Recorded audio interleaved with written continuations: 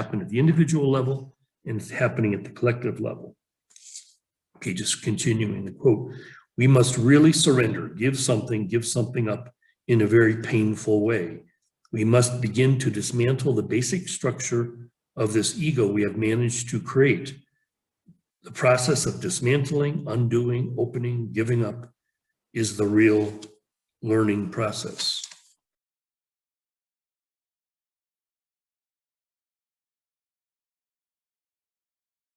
So this is exactly what we are being invited to do. So all of the agents, okay, that are involved in this, if you look at all the bad guys, right, that are orchestrating this, this event, if you're able to see it as like, wow, this is that element, the Lucifer principle, that is showing me the way. It's showing me the way to, here's the fork in the road. Paradise this way, hell this way. We're at that junction in the road. You, and most anybody that you know, has to make a choice, okay? And the choice for paradise to the ego does not look like paradise at all. The choice for paradise to the ego looks like hell. And the choice for hell looks like, well, it's the known. It's something that I understand and I can deal with, you know, being incarcerated, you know, being in a FEMA camp, being whatever. It's something that's, oh, okay, there's a historical precedent for that. You know, we've been through this before. Well, again, what's being offered to us as a species and as individuals is something new. There's no historical precedent. This is something entirely new that we've never seen, at least not in our modern history, the past several thousand years. We haven't seen anything like this where, again, this appearance of evil is actually, you know, Lucifer, the mythological Lucifer, is the wayshower, the light bearer. Okay, so it's going to ask us to go through this hell, personal and collective. Now, some of us have already done this. I've done this so much in my life that it was easy for me to die a number of years ago. For me, evil, actually, they're really working. Lucifer's working for God, working for truth, working for beauty. This is what's being offered to you, is real truth, real beauty, real power. Remember the things I talked about before, the aspects of reality, right? Truth, beauty, power, love, light. Okay. You're being offered the keys to the kingdom. Okay. I'm offering them to you. You can have total peace, total happiness, total love, beauty. You can have these things. They're fully available to you now. You just have to be willing to die to the old forms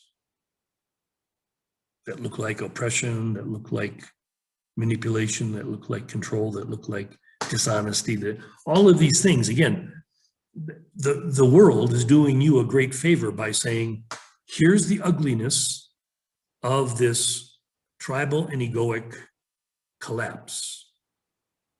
Here's what it looks like. Here's why. Remember, necessity is the mother of invention. World events are going to make it necessary to reinvent yourself as a human, I'll say homo globulus. You can choose. Get off the Titanic and be part of building the new earth. Remember Buckminster Fuller. Don't waste any of your resources, time, money, energy, whatever, fighting against the old collapsing forms. We want to allow them to collapse fully. Thank you, Bill Gates. Thank you. Thank you, Fauci. Thank you. Thank you. All all of those, thank you, media. Thank you for all that whole dishonest, controlling, manipulative system that would give you a choice, that would put you eventually in this necessity. Wow. Because it may not look to many of you like there's an alternative, but there clearly is. I represent that. And there's many more like me around the world that represent the alternative, the new earth. There's that thing that people talk about, oh, the New World Order, that says, oh, you can have no possessions and you can be happy. Well, that's actually true. That's actually true. But their regime, it probably would look pretty horrifying, what that might look like, everyone having a little cell in the prison. But you have no worries, you have no bills, you have no possessions, you have nothing to worry about anymore. We're going to take care of everything for you. That's a dystopian nightmare version of freedom. Freedom, meaning you're locked up in a prison cell for the rest of your life. Nelson Mandela found that 27 years in a cell, and he found his spiritual freedom there. Good for him. He could transform this wrong into something beautiful, his awakening. Okay, so some of you might find your freedom, your transcendence in that way. Being totally imprisoned, controlled, but you find a way with your mind to break free. Okay, I'm just saying there's an easier, softer way. Because some of us have pioneered a new way of living where, yeah, you have no possessions, you have no responsibilities, no stresses, no whatever, but you're actually living in a beautiful, peaceful, loving space, okay, filled with all kinds of abundance, nature abundance, food abundance, animals, children. So that's literally, here we are as you move through the West. You have these two choices, very clear choices. There's no, as far as I can see, there's no third way. Either it's moving forward into the new earth or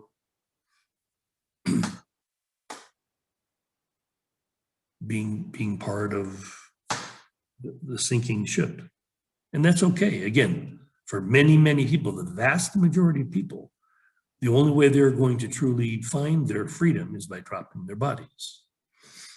There's nothing wrong with that. There's no value in the body, the body, the person. This was just your communication device. And if basically your life was conditioned to be afraid, to live in fear, to live in hatred, then freedom from that is a good thing. So again, this process of conscious dying and then conscious living truly in harmony with spiritual principles, it's not easy. I said, the last talk, it's simple, but it's not easy. Giving up those attachments. And I've had talk with people, they're like, boy, yeah, I'd really like to get out, but my family needs me, and I have responsibilities, and I've got some bills to pay and whatever. It's like that's still the reality that they're attached to, is this tribal and egoic world that other conditions seem to be in control of my choices. Okay, that's a very clear choice. Do you abdicate the throne? Do you give your authority to other people, places, and things? Because a new earth, I guarantee you, a new earth is predicated on the reality that you have the sovereign knowing, you have the authority to choose exactly how you live. You've always had that choice. It just appears that, oh, well, I didn't really have the choice. You're always choosing. Remember talking about one of the entities channeled back by Jane Roberts, Seth. I remember just first reading his book, The Nature of Personal Reality, and going, wow, he's being crystal clear that 100% of your reality is your creation, is your choice, that you have always had the power. You just make it look as if, oh, well, I don't really have the power. Other things have the power over me. It's not true. You're making the choice. So again, here's this invitation from the Sun King going, there is this world beyond the dark night of the soul. There is this kingdom of heaven on earth that exists for those of us who choose it. It's real. There's no conditions. It doesn't cost money. There's none of that thing exists any longer. Guaranteed, again, when we assume this authority, the benefits are huge. Remember I told the Self-Realization Fellowship what the goal was, like perfect physical health, because that's a reality. I have it. I take no medication. I'm 69 years old this year, and I have perfect physical health.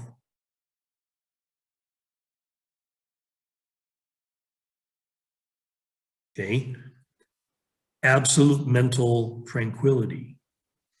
There's no discord, because living in alignment with spiritual principles, it's like peace on earth. Nothing but goodwill toward men, nothing but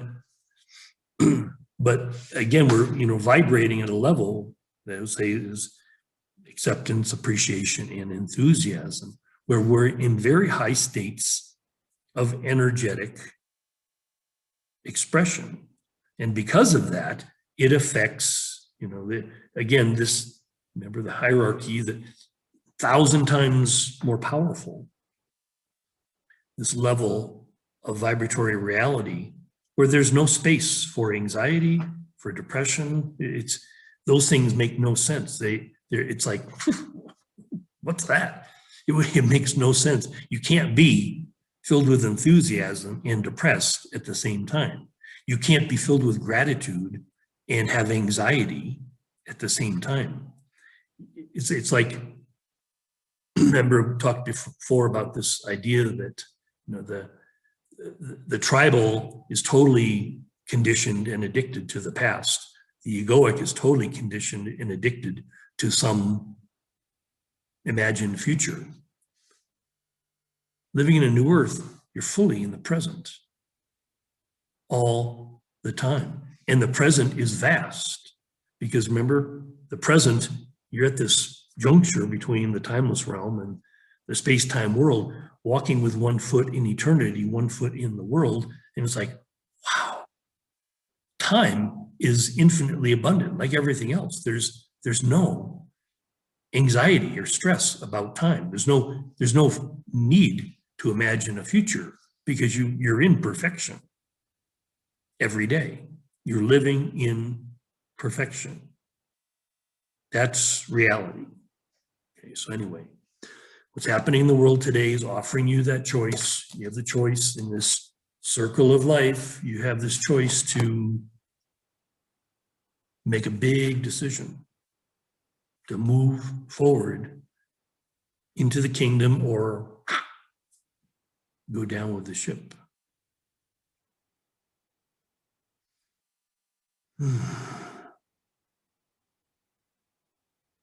Either way, I'm here for you. I love you. I know your eternal self, and we're in the happy dance now and forever, whether you know it or not.